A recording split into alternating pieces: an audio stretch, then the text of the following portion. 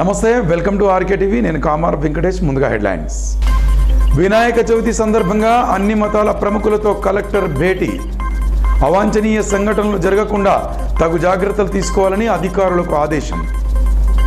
శాశ్వత నీటి సమస్య పరిష్కారం కోసం టీడీగుట్టలో ట్యాంకు నిర్మాణానికి భూమి పూజ చేసిన ఎమ్మెల్యే శ్రీనివాస్ గౌడ్. నెలలోపే పనులు ప్రారంభించి వచ్చే సంవత్సరం ప్రజలకు తాగునీరు అందిస్తామని వెల్లడి. జిల్లా కేంద్రంలో మట్టి వినాయకుల అమ్మకాల జోరు, కొనేందుకు ఉత్సాహం చూపుతున్న యువత.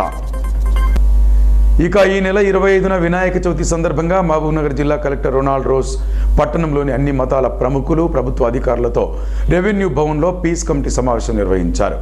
ఈ సందర్భంగా కలెక్టర్ మాట్లాడుతూ నిమజ్జన ఉత్సవాల్లో ఎలాంటి అవాంఛనీయ సంఘటనలు జరగకుండా తగు జాగ్రత్తలు తీసుకోవాలని అధికారులకు సూచించారు.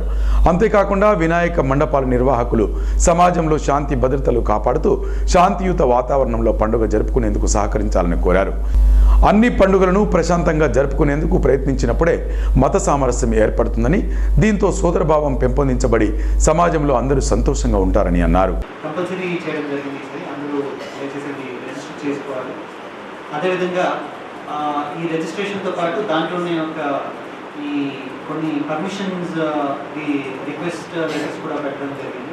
సో దాంట్లో ఇది permission for procession, installation of the Idol, అదేవిధంగా సౌండ్ సిస్టమ్ కోసము పర్మిషన్ దాంట్లోనే పెట్టడం జరిగింది. సో మీరు ఆ ఫార్మ్లో చూస్తే స్పెసిఫిక్గా మేము చెప్పినాము, ఈ డీజే అనేది ఎక్విప్మెంట్ని వాడకూడదు. మేము ప్రతిసారి అది స్ట్రిక్ట్గా ఇంప్లిమెంట్ చేస్తున్నాము. అదేవిధంగా మనకి ఈ పెండాల్స్ ఎరెక్షన్ చేస్తున్నప్పుడు కొన్ని జాగ్రత్తలని మీరు తీసుకోవాలి. పబ్లిక్ ప్లేసెస్లో పెండాల్ని ఎరెక్షన్ చేస్తున్నప్పుడు ఈ పబ్లిక్ రోడ్స్లో వెహికల్స్ మూవ్మెంట్కి ఇబ్బంది కాకుండా, అదేవిధంగా మనకి ఈ డ్రైనేజ్ సిస్టమ్ ఉంటే, లేకపోతే వేరే స్మాల్ ఫుడ్ రూట్స్ ఉంటాయి, అవన్నీ దానికి ఇబ్బంది కాకుండా అవి పెండాల్స్కి మీరు ప్లాన్ చేస్తూ అవి ఎలక్షన్ చేయాలి. అదేవిధంగా పెండాల్స్కి మీరు లైటింగ్ కోసము వాళ్ళ ప్రొసెషన్ రూట్ని చెప్తే దాని ప్రకారం మేము బందోబస్తుని అరేంజ్ చేస్తాము. అది కాకుండా కూడా వేరే సివిల్ అమ్యూనిటీస్ని కూడా అరేంజ్ చేయాలని కలెక్టర్ సార్తో నేను కోరుతాను. అది కాకుండా ఈ సౌండ్ సిస్టమ్ని సాయంత్రం అంటే రాత్రి 10 గంటల తర్వాత మేము ఈ సౌండ్ సిస్టమ్ని వాడకూడదు. అది కూడా చట్ట ప్రకారంగా ఉన్నటువంటి అది ఒక రెగ్యులేషన్ అది. సో అందరూ ఇది ఖచ్చితంగా పాటించాలని నేను కోరుతున్నాను. దీంట్లో కూడా ఈసారి మేము స్ట్రిక్ట్గా ఇంప్లిమెంట్ చేయాలని మేము కోరుతున్నది ఏంటంటే, కమిటీ వాళ్ళందరూ ఈ నిమజ్జనాన్ని ఒక ఉత్సవలాగా మేము ఒక ఫెస్టివిటీతో ఆర్గనైజ్ చేసుకోవాలి. కన్సంప్షన్ ఆఫ్ లిక్కర్ని ఎంకరేజ్ చేయొద్దు అని మేము కోరుతున్నాము. So these are some of the request and guidelines to all the committee members. ఇది మీరు పాటిస్తారని. That light arrangements are there. మీకు తెలుసు, ఇట్స్ రొటీన్ థింగ్. ఇప్పుడు ఇయర్ మనం చేసేది గోస్ అట్లీస్ట్ 36 hours దాకా వెళ్తాయి. కాబట్టి depending upon the time for the 2 days, make sure that lighting arrangements are there. Similarly, మనకు ఇప్పుడు మెయిన్ ప్రొసెషన్ రూట్ మన అందరికీ తెలుసు, లేకపోతే ప్రొసెషన్ రూట్ తెలుసుకోండి. మనకు గణేష్ పండాల్ వాళ్ళ మ్యాక్సిమం హైట్ మనకు ఎంతవరకు మీరు ఈసారి పెట్టుకున్నారు? 6 అంతే కదండి. సో ఆ హైట్ లెక్క పెట్టుకుని లో లైయింగ్ వైర్స్ ఏమైనా ఉంటే ప్రొసెషన్ రూట్లో ముందే మీరు, ప్లస్ మోస్ట్లీ టౌన్స్లో ఉంటాయి electrician supervisors, they should be available for those 2-3 days and continuously. Please make sure our phone numbers ఒకసారి షేర్ చేయండి and make sure that they are available. And I know night time లో కూడా మనకు వెళ్తుంటుంది కాబట్టి shift వారీగా మీరు వాళ్ళకు duty ఇచ్చేసేయండి. Make sure that they are available, otherwise they let them be in the municipal office only, so that it is easy for everyone to contact them. Then ఇది electricity and cable wires రాసేసాము. Lecturer town. One complaint last time they have raised is your linemen are not available on phone, especially on the day దొరకట్లేదు అనేది ఒక complaint మనకు register అయ్యింది. Make sure that they are available. So that ఆ టైంలో మనం వెతికి తీసుకోవడం మనకి కష్టం అవుతుంది.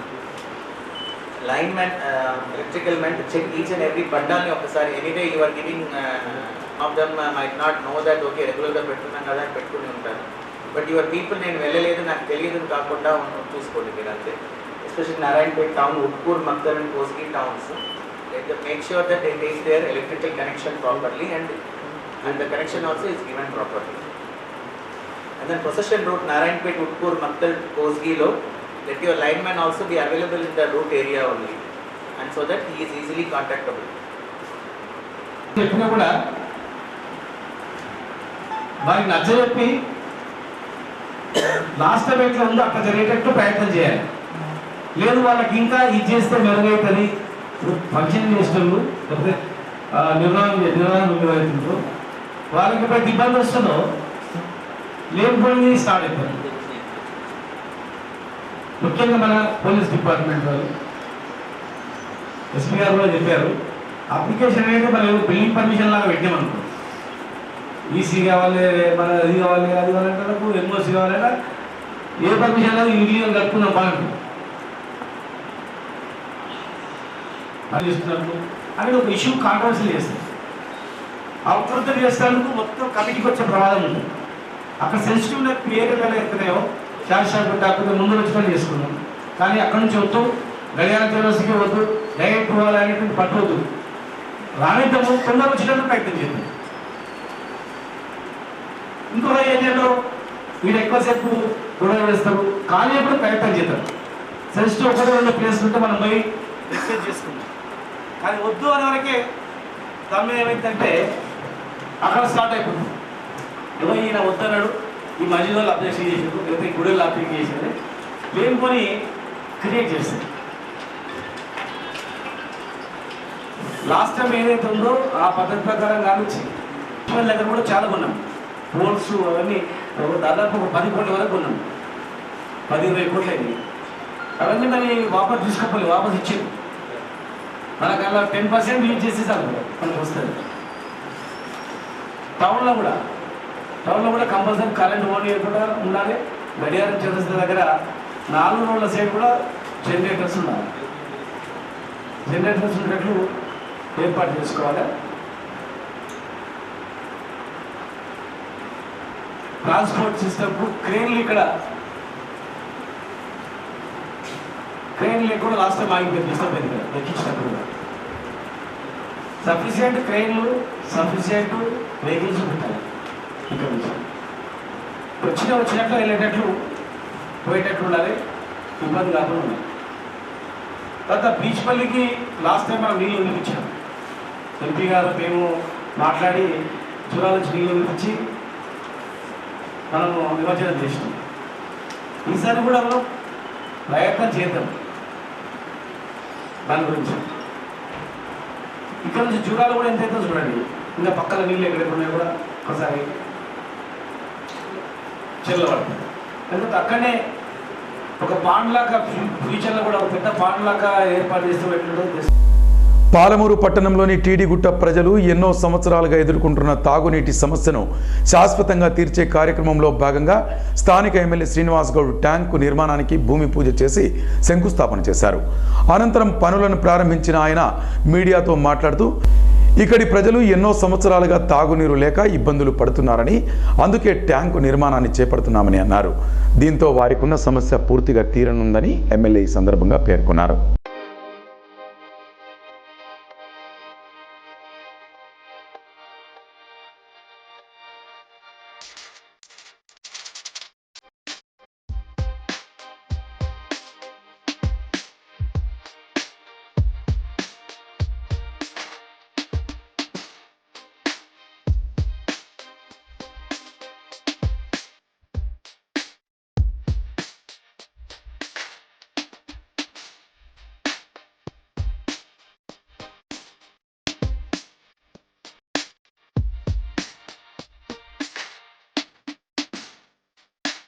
ఇక్కడ వాటర్ ప్రాబ్లం చాలా ఉంది, నీళ్ళకి చాలా ఇబ్బందులు ఉన్నాయని చెప్పి మా దృష్టికి తేవడం జరిగింది. మరి ఈ ప్రాంతానికి శాశ్వత పరిష్కారం ప్రతిరోజు మంచినీళ్ళు వచ్చేటట్లు చేయాలనే ఉద్దేశంతో పట్టణంలో అన్ని ప్రాంతాలకు నీళ్ళు వచ్చి రావాలనే ఉద్దేశంతో దాదాపు 14 ట్యాంకులు వాటర్ ట్యాంక్స్ అన్ని శాంక్షన్ చేయడం జరిగింది. PLSR టీడిగుట్ట ఆ గుట్టపైనే రిజర్వాయర్ ఈ 15 నెలల రోజుల లోపలనే ఆ రిజర్వాయర్ని స్టార్ట్ చేసి వచ్చే సంవత్సరం ప్రతిరోజు ఈ ప్రాంతానికి నీళ్ళు ఇచ్చేటట్లు గ్యారెంటీగా చేస్తాం. ఎన్నో సంవత్సరాల నుంచి చెప్పిండ్రు కాలేదు అనేటువంటి మా దృష్టికి వచ్చింది. ఎన్నో సంవత్సరాలు చెప్పిండొచ్చు, కానీ ఒక నెలలో మీరు చూడండి పని అయింది. నెల 2 నెలల్లో ఇక్కడ వాటర్ ట్యాంక్ స్టార్ట్ అయిందంటే మీరు అప్పుడు భరోసా మాకు నీళ్ళు వస్తాయనే భరోసాకు అదొక్క నిదర్శనం చాలు మీకు. అప్పటి వరకు కూడా ఇక్కడ ఇబ్బంది కాకుండా కూడా ఇప్పటికే చాలా ప్రాంతాల్లో ఓ రోజు తప్పించి ఓ రోజు నీళ్ళు కృష్ణా వాటర్ వస్తుంది. మిగిలిన ప్రాంతాల్లో కూడా కనెక్టివిటీ ఇవ్వాలని చెప్పినాం. అప్పటి వరకు కూడా కనెక్షన్ ఇచ్చి బోర్లు అండర్ గ్రౌండ్లో గ్రౌండ్ వాటర్ లేదు కనుక మిగతా ప్రాంతానికి కూడా నీళ్లు టెంపరీగా వచ్చేటట్లు ఏర్పాటు చేస్తాం. ఈ 2 నెలలలో ఎక్కడైతే పైప్ లైన్ లేవో అన్ని పైప్ లైన్ లేని ప్రాంతాల్లో పైప్ లైన్లు దొంగిచ్చి టోటల్గా వాటర్ సప్లై కనెక్షన్స్ ఇప్పించాలని కూడా మా వాటర్ వర్క్స్ అధికారులకు, పబ్లిక్ హెల్త్ ఇంజనీరింగ్ అధికారులకు కూడా చెప్పడం జరిగింది. 1-2 నెలల్లో వేగవంతం చేస్తాం, పనులను వేగవంతం చేస్తాం. వచ్చే ఎండాకాలం నాటికి టీడిగుట్ట ప్రాంతాల్లో ఎలాంటి నీటి కొరత లేకుండా గ్యారెంటీగా చేస్తాం. తెల్వందే గుట్ట అంటేనే మహబూబ్నగర్లో ఒక ఫేమస్ ఏరియా ఇది. టీడిగుట్ట అంటే అన్ని మతాల వాళ్ళు ఇక్కడ నివసిస్తూ సోదర భావంతో ఈరోజు కలిసిమెలిసి ఉంటున్నారు. అన్ని వర్గాలకు అన్ని రకాలుగా సదుపాయాలు మేము గ్యారెంటీ కలిగిస్తాం. ఎవరికైనా ఒంటరి మహిళలు కూడా అక్కడక్కడ తెలియక అప్లై చేసుకోలేదు, భర్త వదిలిపెట్టినటువంటి వాళ్ళకు కూడా ఈరోజు మా ప్రభుత్వం 1000 రూపాయల పెన్షన్ వస్తుంది. ఈ ప్రాంతంలో అందరికీ కూడా నిష్పక్షపాతంగా వీళ్ళు వాళ్ళు అనకుండా అందరికి కూడా పెన్షన్స్ కూడా మేము ఇవ్వడం జరిగింది. కంటిన్యూగా నెలకు 1000 రూపాయల పెన్షన్ వస్తుంది. ఎవరికి ఆరోగ్యానికి ఇబ్బంది అయినా కూడా వాళ్ళకు ఉచితంగా ఎన్ని లక్షలైనా వైద్యాన్ని మేము చేయిస్తాం. మేము చెప్పిన హాస్పిటలే కాదు, మీరు ఏ హాస్పిటల్ చూపించుకున్నా సరే, హైదరాబాద్లో అపోలో హాస్పిటల్ చూపించుకున్నా కానీ ఆ బిల్లు కూడా మీకు ఇస్తాం. దయచేసి మరి పేదవాళ్ళు అనారోగ్యం పాలుగా అయినటువంటి వాళ్ళు డబ్బులు లేవని ఇంట్లో కూర్చోకండి, చూపించుకోండి. ఆ ఖర్చు ప్రభుత్వమే భరిస్తుంది, మేము ఇప్పిస్తామని చెప్పి మరి మీ అందరికీ కూడా తెలియజేస్తున్నాం. ఇక పర్యావరణాన్ని పరిరక్షించేందుకు సామాజిక దృక్పథంతో కొంతమంది యువకులు తమ వ్యాపార పద్ధతిని మార్చుకున్నారు. మహబూబ్నగర్ జిల్లా కేంద్రంలో వినాయక చవితి సందర్భంగా గతంలో రకరకాల రంగులతో కూడిన విగ్రహాలను విక్రయించేవారు. కానీ సామాజిక మాధ్యమాల ద్వారా స్ఫూర్తిని పొందిన కొంతమంది యువకులు మట్టి వినాయకులను తయారు చేసి అమ్మేందుకు ముందుకు వచ్చారు. పట్టణంలోని గడియారం చౌరస్తాలో మట్టి వినాయకులను విక్రయిస్తున్న ఓ యువకుడిని RKTV పలకరించగా ఏమంటున్నాడో మీరే చూడండి.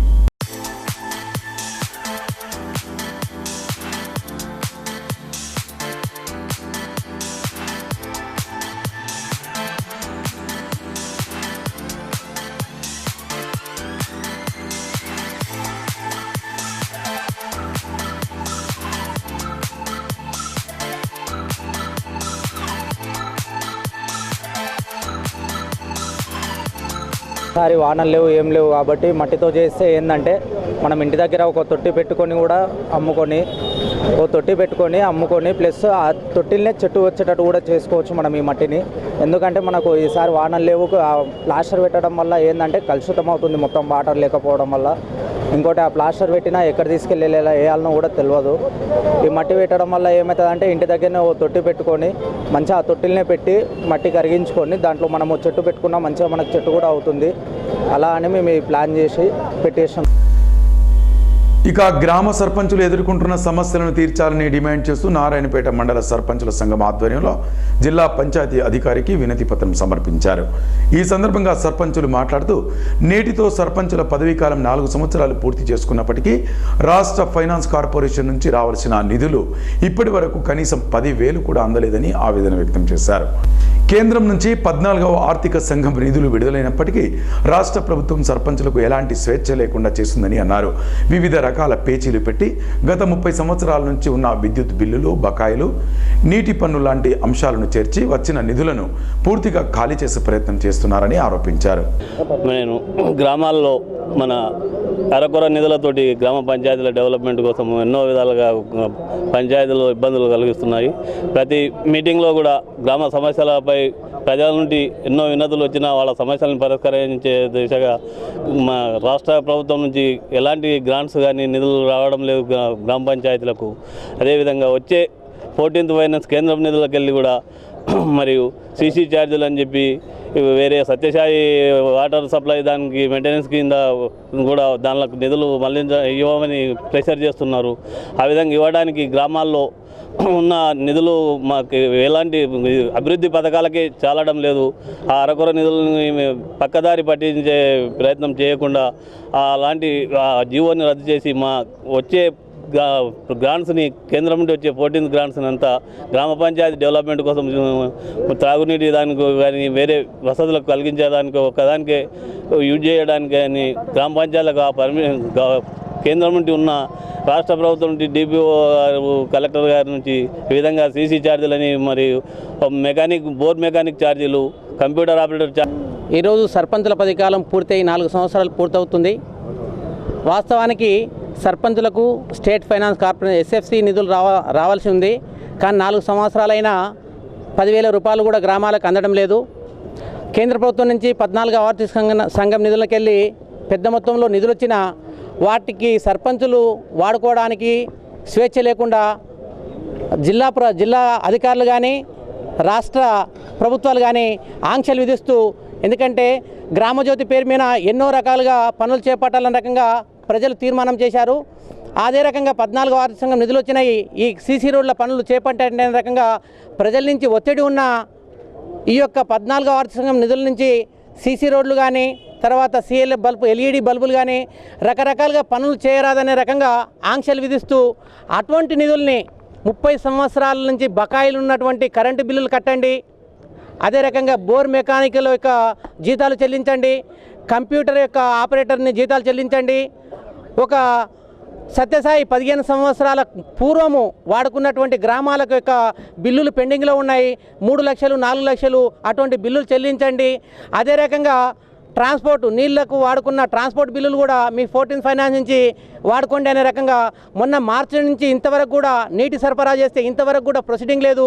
ఈ రకంగా గ్రామ సర్పంచులకు స్వేచ్ఛ లేకుండా రకరకాలుగా ఇబ్బందులు సృష్టించి గ్రామాలని అస్తవ్యస్తంగా చేస్తున్న రకంగా ఉంది. కాబట్టి ఇది ఒక మండలానికి సంబంధించిన విషయం కాదు. రాష్ట్ర ప్రభుత్వం యొక్క సర్పంచుల యొక్క పరిస్థితి దీనావస్థలో ఉంది.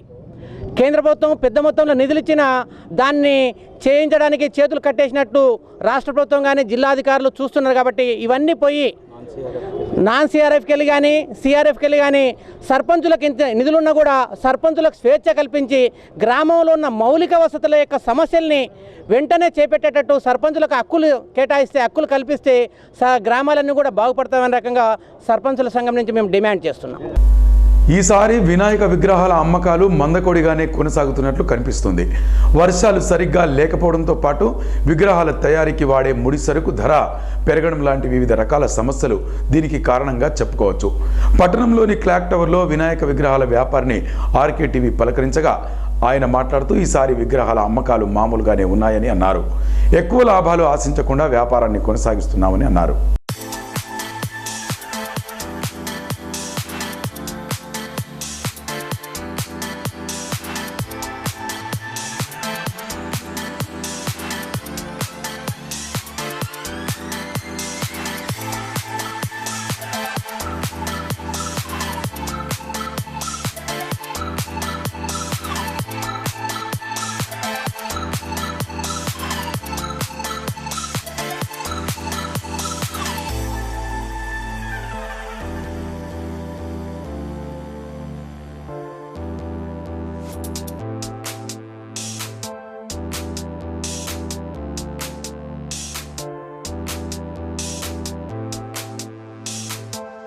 బండ్లగిరి వీధిలో గణేష్లు అమ్మబడుతుంది. గత 3 ఏళ్ళకెళ్ళి ఈ బిజినెస్ రన్ అవుతుంది. కానీ ఈ సంవత్సరంలో గణేష్లు చాలా తక్కువ సేల్ అవుతున్నాయి. దీంతో వర్షాలు కారణంగా ఇంకోటి మన బిజినెస్ రన్ కావట్లేదు. దాని గురించి కొద్దిగా మన సేలింగ్ అనేది తక్కువైపోయింది. ఇంకా అంతో కొంత మనము మనది కొద్దిగా గణేష్లు పిఓపి రేట్లు అన్ని రేట్లు ఎక్కువ అయిపోవడం కారణంతో మనము మన పడ్డ రేట్కి అన్నా కొద్దిగా అంతో ఇంతో తీసుకొని సేల్ చేస్తున్నాం. ప్రస్తుత కలెక్టరేట్ భవనాన్ని ఇక్కడి నుంచి తరలించడాన్ని నిరసిస్తూ సిపిఎం పార్టీ ఆధ్వర్యంలో పాలమూరు పట్టణంలో సంతకాల సేకరణ నిర్వహించారు.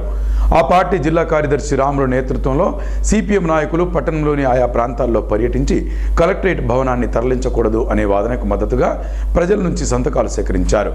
ఈ సందర్భంగా రాములు మాట్లాడుతూ అధికార పార్టీ నాయకులు తమ స్వార్థ ప్రయోజనాల కోసమే కలెక్టరేట్ భవనాన్ని తరలించేందుకు ప్రయత్నాలు చేస్తున్నారని ఆరోపించారు. అంతేకాకుండా భవనాన్ని తరలించడం ద్వారా ప్రజలు నానా ఇబ్బందులు పడే అవకాశం ఉందని అన్నారు. ప్రభుత్వం వెంటనే ఈ ప్రయత్నాన్ని మానుకోవాలని ఆయన సూచించారు.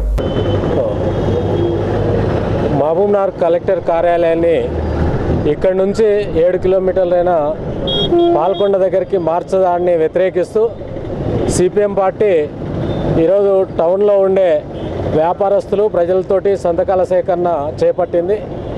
కలెక్టరేట్ను ఇక్కడ నుండి మార్చడం ఎందుకు మారుస్తూ ఉన్నారు అనేది ప్రభుత్వానికి స్పష్టమైన ఒక ఎజెండా ఉన్నట్టు కనిపిస్తూ ఉంది.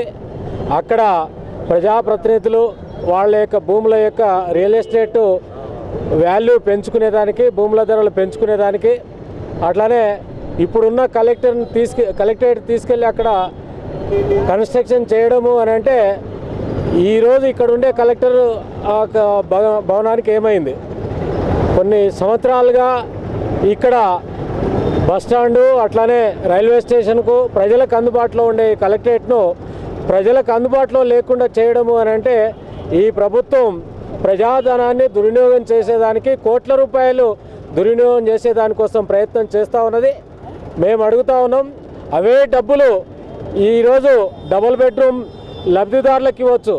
మామనార్ పట్టణంలో వేల మంది ఈరోజు ఇళ్ళ కిరాయి కట్టుకోలేక చాలామంది పేదవాళ్ళు కిరాయిల్లో ఉంటా ఉన్నారు. వాళ్ళందరికీ డబుల్ బెడ్రూమ్లు కట్టివచ్చు. అట్లానే చాలా ప్రభుత్వ పాఠశాలలకు మూత్రశాలలు లేవు, టీచర్లు లేరు, గదులు లేవు.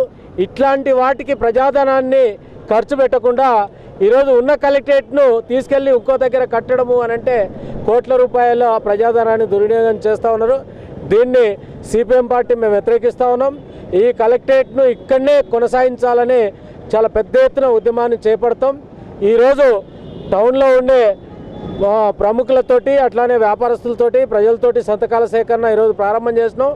వేల మంది సంతకాలు సేకరించి ప్రభుత్వ యొక్క విధానానికి వ్యతిరేకంగా సిపిఎం పార్టీ పోరాటం చేస్తుందని ప్రజలు, మామనార్ పట్టణ ప్రజలు ఈ యొక్క కార్యక్రమానికి సహకరించాలని, ఈ కలెక్టరేట్ ఇక్కడే ఉండేదానికి ప్రజలంతా ఉద్యమంలోకి రావాలని ఈరోజు మామనార్ పట్టణ ప్రజలకు సిపిఎం పార్టీగా విజ్ఞప్తి చేస్తా ఉన్నాం.